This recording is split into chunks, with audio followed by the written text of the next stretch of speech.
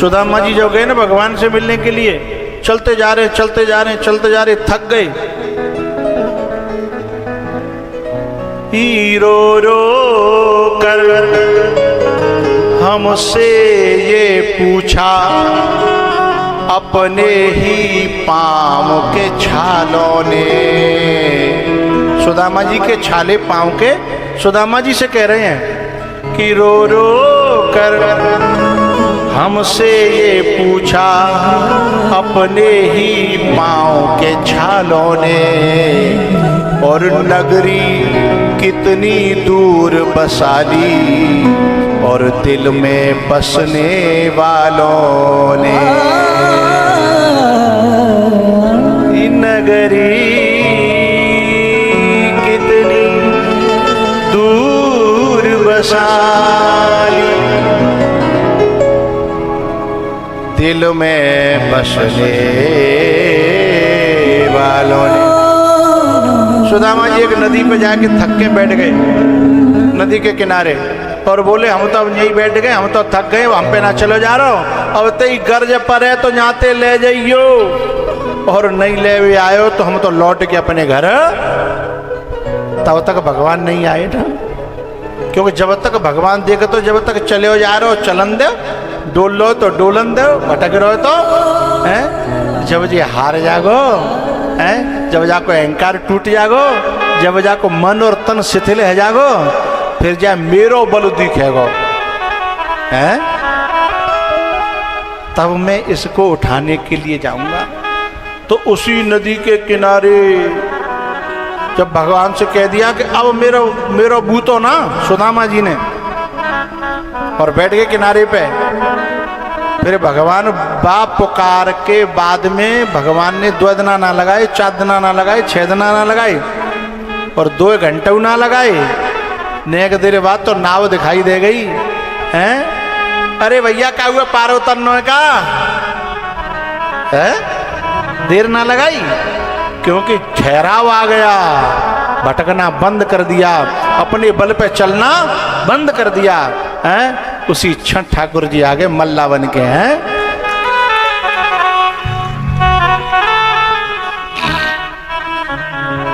है ना?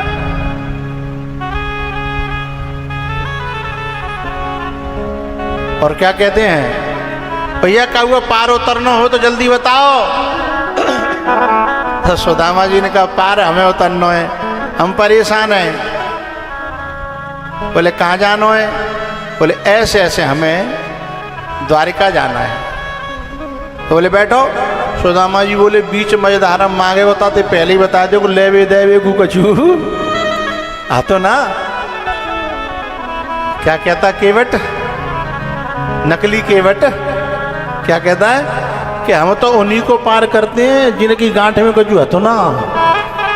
क्योंकि जिनकी गांठ में बहुत कछू है वे तो 2 नंबर की लाइन में लग करके बांके बिहारी के मंदिर में वो पीछे तो दर्शन कर आते हैं। वे तो बद्रीनाथ पे भी जिन पे पैसा ठीक ठाक है, बिना लाने में ना लगना पड़ती है। वे तो जिन कौन से जहाँ कहाँ के हैं, लेकिन उनको दर्शन कराने वाला, उनको पार लगाने वाला तो मैं हूँ, जिनकी गांठ में कुछ है ही नहीं, जो मेरे भरोसे हैं।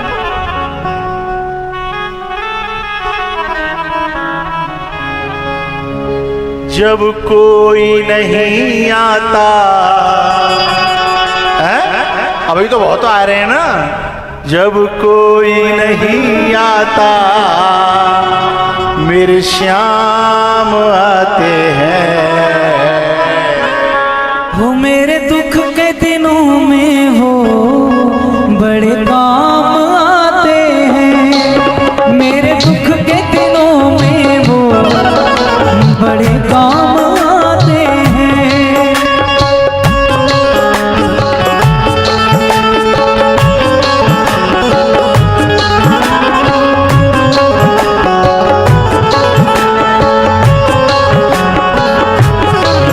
जब कोई नहीं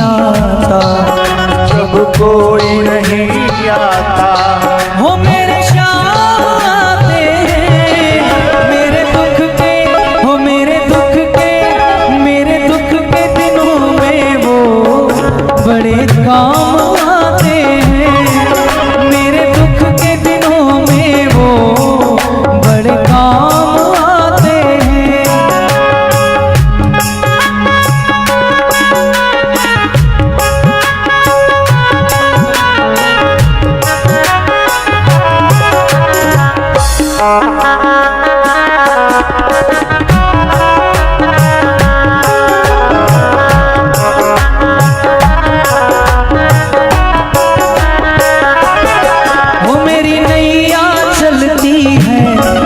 पतवार नहीं होती,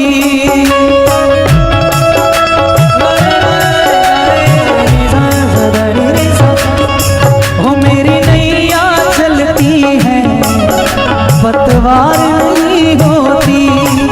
किसी और की अब मुझको दरकार नहीं होती। मैं डरता नहीं रास्ते, मैं डरता नहीं रास्ते, सुनसान आते हैं।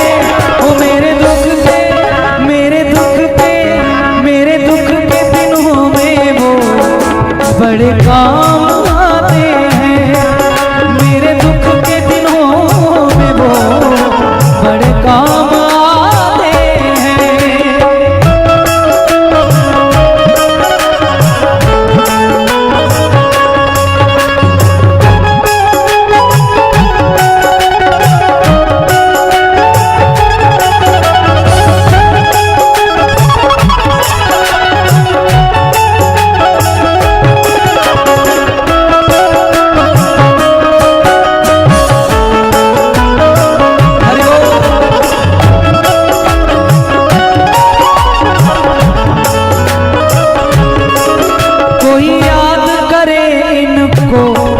दुख हल्का हो जाए,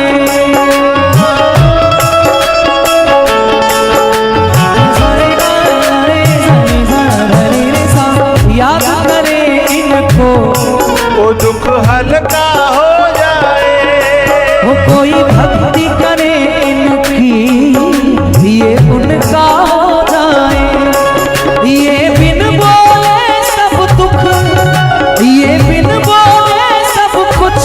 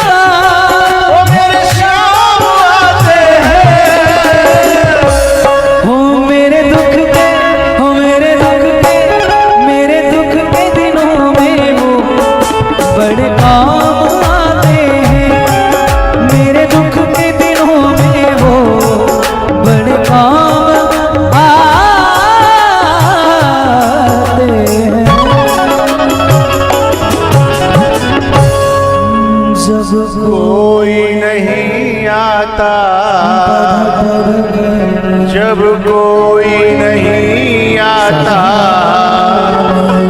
मेरे श्याम आते हैं,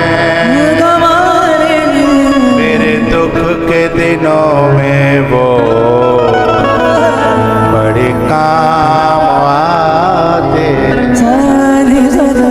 मेरे दुख के दिनों में वो बड़े काम आते हैं।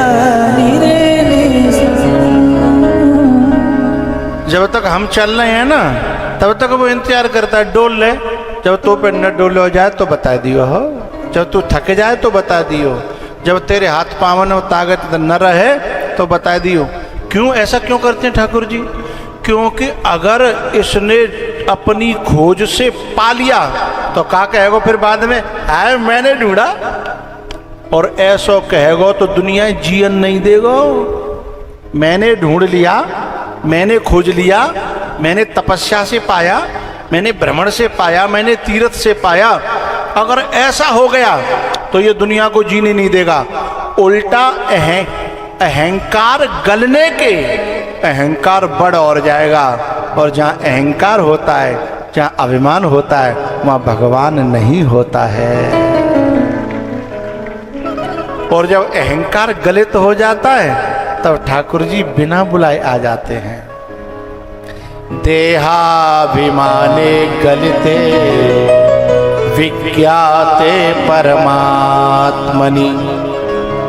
देहाभिमाने गलिते, जब देह का अभिमान गलित हो जाता है तो ठाकुर जी उसके जीवन में प्रकट होते हैं। यत्र यत्र मनोयाति तत्र तत्रैव माधव। एक बड़ी प्यारी बात कहनी है। गुरु नानक जी एक जगह सो रहे, नानक जी जहां सो रहे थे तो एक जो है भाई साहब आए, उन्होंने कहा बाबा ये इधर पैर करके मत सो। बोले क्यों? बोले इधर हमारा कावा है।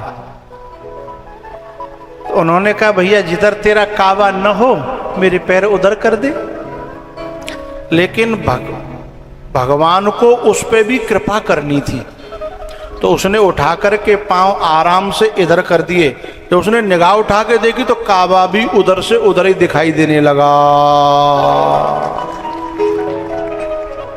दूसरे शब्दों में से कहते हैं कि साखी मुझे पिला दे मस्जिद में बैठकर, या वो जगह बता दे जहां तेरा खुदा नहीं है।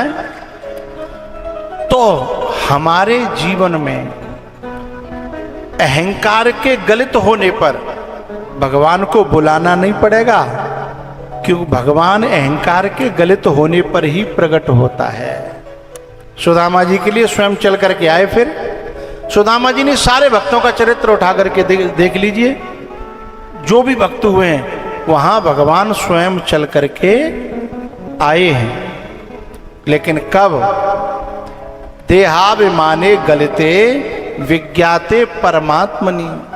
तो मेरे दुख के दिनों में वो बड़े काम आते हैं, जब कोई नहीं आता।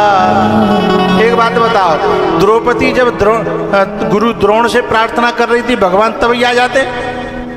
भीष्म से प्रार्थना कर रही थी तब आ जाते हैं? युधिष्ठिर से प्रार्थना कर रही थी तब आ जाते? तो भगवान हम लोगों की नहीं है, हम लोगों की तरह नहीं है कि हम पुकार रहे हैं कोई और है? हम तो दूसरे के फटे में पाँव देते हैं ना, समझ तो जा बात है, दूसरे के फटे में पाँव दे। जो हमें बुलाए ना रहो तो हम बीच में बड़ी बुआ बनते हैं। लेकिन ठाकुर जी कहते हैं जब कोई काम ना आवे तो मुझसे कहना, क्योंकि बीच में भगवान आएंगे तो हो सकता है भगवान को अनादर नहीं है जाए। हमने तुम कब बुलाए? हम तो जिनते बात कर रहे, तुम तो बीच में आए कि वैसे ही आएंगे, जबरदस्ती नहीं तुम्हारी, हमें तुम्हारी कोई जरूरत थी नहीं, क्योंकि इंसान बड़ा पलटू है। बात बदलने में ये इतना आगे है कि भगवान को मुंह की खानी पड़ेगी। इसलिए भगवान कहते हैं जब तक ते ताकत होए हैं भटक ले, और जाखन तू जो थके जाए तादना तू मोते कह दियो। और मैं हर जगह हूं, जो मैं समझियो कि मैं यहां नहीं हूं, वहां नहीं हूं, यहां नहीं हूं, वहां नहीं हूं। जहां तू कहेगो तो मैं उस खम्मा में से भी प्रकट हो जाऊंगा जिसको किसी ने कभी पूजा ही नहीं है। प्रहलाद के लिए खम्मे में से प्रकट होते हैं। तो भैया लौट करके आ जाइए। सुखदेव जी महाराज और परीक्षित जी महाराज की बात चल रही थी, और वहां पे जब परीक्षित जी और ठहर गए हैं तब सुखदेव जी बिना फोन के, बात यहां से चली थी, बिना फोन के, बिना कऊ एजेंट के, बिना बिचौलिया के, बिना कऊ पते के उसके जीवन में स्वयं आते हैं। लेकिन ठहरना पड़ेगा, चाहे मानो और चाहे मत मानो। उसके बाद में सुखदेव जी महाराज अपनी प्रश्न रखते हैं, परीक्षित जी महाराज अपना प्रश्न रखते हैं। अतः पृच्छामि संसिद्धिं योगिनां परमं गुरुं पुरुषस्येह यत्कार्यं म्रियमाणस्य सर्वथा।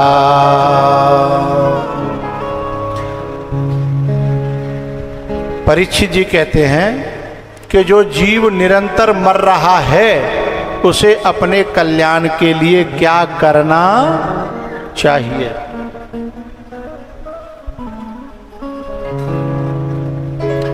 एक बात मुझे कहनी है, हम लोगों ने सांसों के समाप्त हो जाने को ही मरण समझ रखा है। सांसों के समाप्त हो जाने को ही क्या समझ रखा है, मरण, जबकि ये बात सही नहीं है। हम तुम जितने लोग यहाँ बैठे काए सब मर रहे हैं, और ऐसा मर रहे हैं कि पता और नहीं चल रहा है,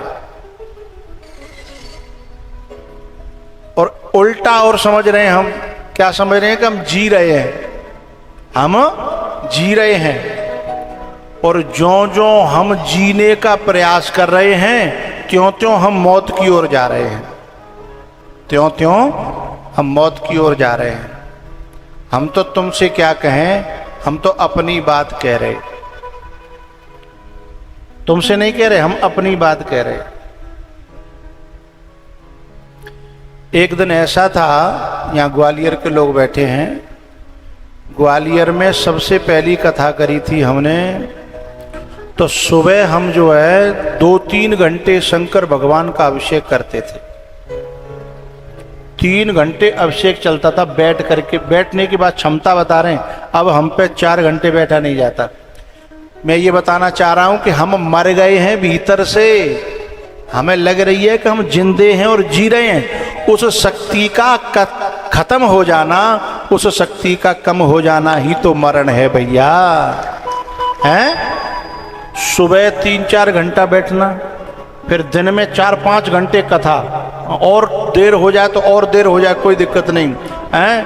फिर शाम को, और फिर सवेरे प्रभात फेरी, सवेरे प्रभात फेरी।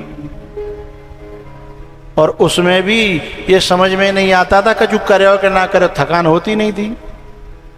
तो अब बेदिना कहाँ चले गए। अब तुम सब अपने ऊपर घटाओ, हैं कि एक उम्र ऐसी थी कि जे नाम ही नहीं जानते कि थकान का होते हैं। और अब न को ओवर टाइम हो जाए तो फिर थकान बहुत जोर से घेर लेती है। इसी का नाम मरण है। हम भीतर से इतनी मात्रा में मर चुके हैं। ये बात काऊ की समझ में आवेगी और काऊ की समझ में नहीं आवेगी।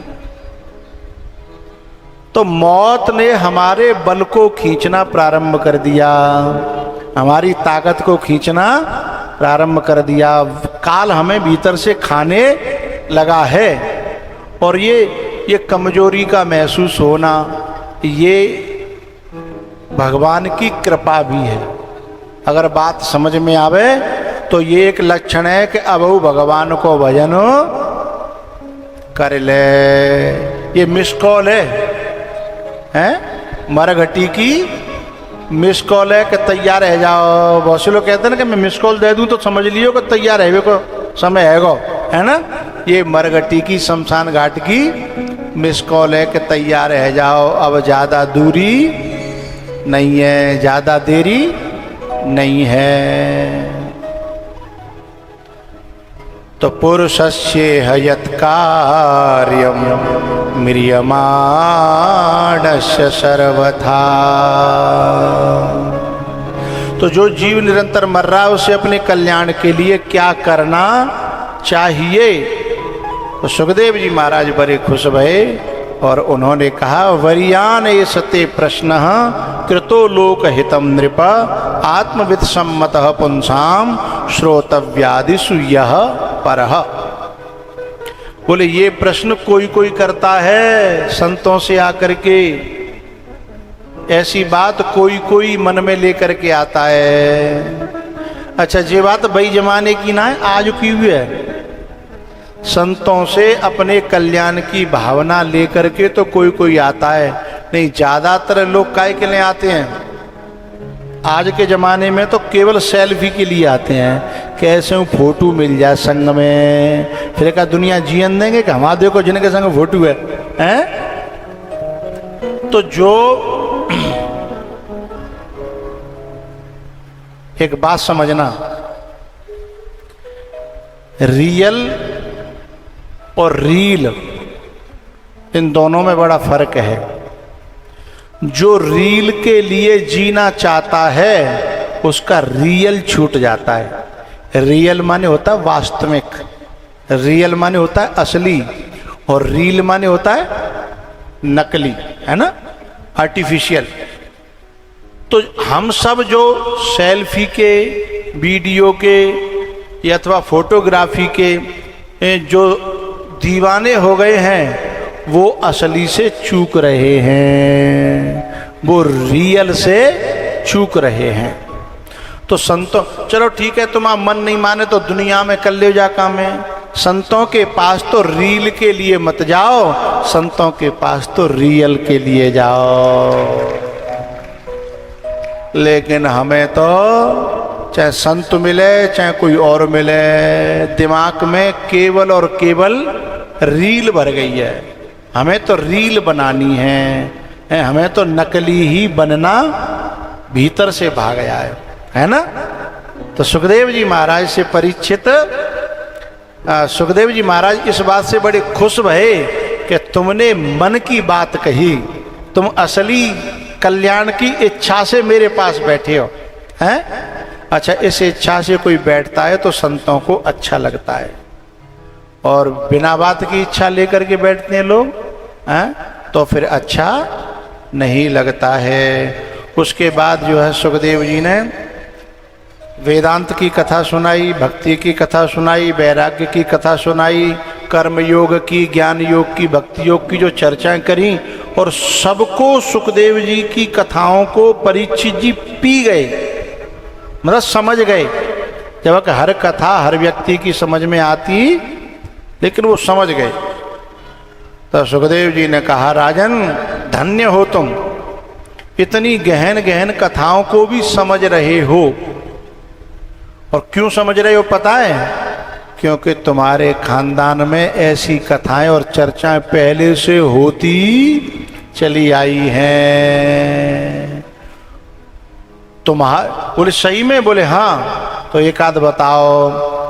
तो बोले जैसे तुमने घर परिवार को छोड़ करके संतों का आश्रय, कथा का आश्रय लिया है, ऐसे ही तुम्हारे परबाबा ने, तुम्हारे पिताजी अभिमन्यु, उनके पिताजी अर्जुन और उनके चाचा थे विदुर, तुम्हारे लगे परबाबा, और उन्होंने भी ऐसे ही घर परिवार को छोड़ करके कथा को श्रवण किया था। तो परीक्षित जी बोले मुझे तो श्राप लग गो, ताते घर छोड़ो, राजी थे तो छोड़ो ना। राजी से घर का छूटना बड़ा मुश्किल है। भगवान की कृपा नहीं, अत्यंत कृपा होए तो राजी से घर छूटता है, नहीं तो कोई फिर श्राप लग जाए, कोई खटपट है जाए, वो बात अलग है। तो बोले मेरे काका को भी कोई श्राप लगा था क्या? बोले श्राप ही समझो, कुछ ऐसी घटना घटित भई। बोले तो बताओ। तब जो है सुखदेव जी ने वो कथा सुनाई जिसमें भगवान श्री कृष्ण शांति दूत बन करके आए हैं, शांति दूत बन करके आए और दुर्योधन ने कह दिया कि मैं सुई की नोक के बराबर भी जमीन देने वाला नहीं हूं। तो भगवान ने कहा ठीक है भैया, हम पांडवों से कह देंगे। भगवान जब चलने लगे तो कुटिल शकुनी ने दुर्योधन को इशारा किया। एक बात बताऊं, भगवान के भक्तों को तो भगवान पे विश्वास होता ही है, लेकिन कुटिल शकुनी भी ये जानता है कि कन्हैया के बिना जीत होने वाली नहीं है। कुटिल लोग भी इस बात को जानते हैं। अब चाहे भी माने या न माने, मान नहीं पाते हैं, नहीं जानते तो वे भी हैं। तो उन्होंने इशारा किया दुर्योधन से कि ऐसा करे, इस कृष्ण को, इस ग्वाले को कैसे करे कि अपनी पार्टी में शामिल कर ले। दुर्योधन बोले कि जी कैसे शामिल है जाएंगे, ये तो पांडवों की तरफ है। बोले खिलाने पिलाने से सब कुछ हो जाता है, नौता करे हैं। बस अंतर इतना है, बाद जमाने में खिलाने पिलाने से होता था, अब पिलाने खिलाने से हो जाता है। थोड़ा सा अंतर पड़ गया है। पहले पिलाने की जरूरत नहीं थी, है खिलाने खिलाने से काम हो जाता था, लेकिन अब थोड़ा सा नेक फिर बदल है गो। तो शकुनी ने जब कहा तो दुर्योधन ने ठाकुर जी का दुपट्टा पकड़ लिया। भगवान ने देखा पीछे क्या बात है, बोले आप मेरे यहाँ का निमंत्रण स्वीकार करो। तब भगवान ने कहा तेरे जैसे के यहाँ को तो पानी भी नहीं पीऊंगा। एक बात का ध्यान रखना, कुछ लोगों का इतना सा एहसान भी इतना भारी पड़ जाता है कि जिंदगी भर चुकाओ लेकिन फिर भी चुकता नहीं है। कर्ण चुका चुका के मर गो, भीष्म चुका चुका के मर गए, द्रोण चुका चुका के मर गए, लेकिन तो भी चुका नहीं पाए। ऐसे आदमी का एहसान मत लेना जो बहुत नीच प्रकृति का हो। दुर्योधन नीच प्रकृति का है, इसलिए भगवान ने कहा कि भूखे मर जाऊंगा पर तेरे जैसे के यहाँ का अन्न तो छोड़ो, पानी भी पीने वाला नहीं हूं। तो दुर्योधन का अपमान हो गया और वहीं पर ठाकुर जी ने आवाज लगाई, मेरे काका विदुर हैं क्या? तो विदुर जी महाराज ने हाथ खड़ा किया, बोले काका मुझे तुम्हारे यहाँ प्रसाद पाना है। अब भगवान विदुर जी के यहाँ प्रसाद पाने जाएंगे और तुम्हारा प्रसाद तैयार है। ठीक है, बस आज इतना ही। अब एक भजन होगा, आरती होगी और फिर प्रसादी होगी। बोलो शंकर भगवान की। खड़े हो जाइए। हो मुरलिया वाले सांवरिया प्यारे रे, मुरलिया वाले सांवरिया प्यारे रे, हो मेरा दिल तुझ पे कुर्बान मुरलिया वाले, हो मेरा दिल तुझ पे कुर्बान।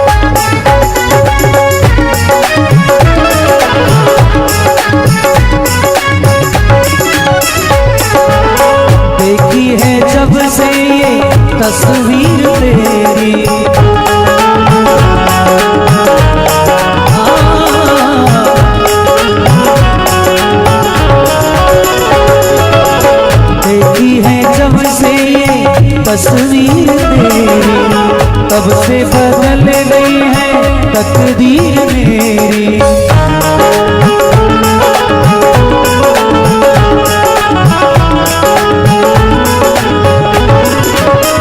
ओ मुरलिया वाले सांवरिया प्यारे,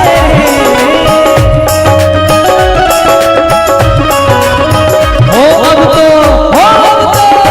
अब तो हो जा मेहरबान, मुरलिया वाले मेरे हो जा मेहरबान।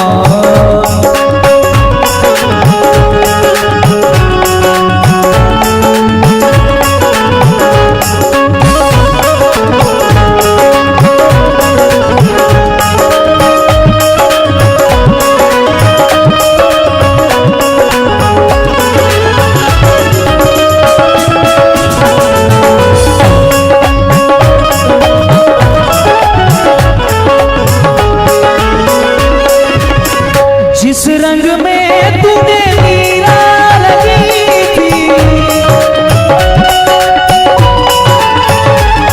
ओ जिस रंग में तूने मीरा लगी थी, कोई और रंग रंग दे ओ मुरली वाले, कोई और रंग रंग दे ओ मुरली वाले, तोला मोरा रंग दे ओ मुरली वाले, तोला मोरा रंग दे ओ शिवारे।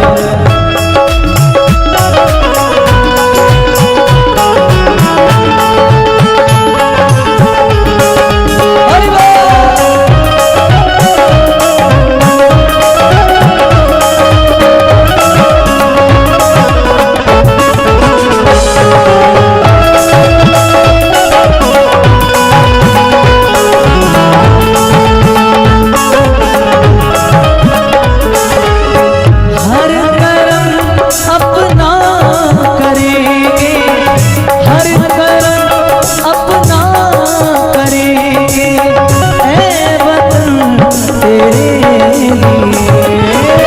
दिल दिया है जान भी देंगे, ऐ वतन तेरे लिए। हो हम जिएंगे और मरेंगे, हम जिएंगे और मरेंगे, ऐ वतन तेरे लिए। हर करम अपना करेंगे, ऐ वतन तेरे लिए। ओ तेरे दिया जान भी देंगे, ऐ वतन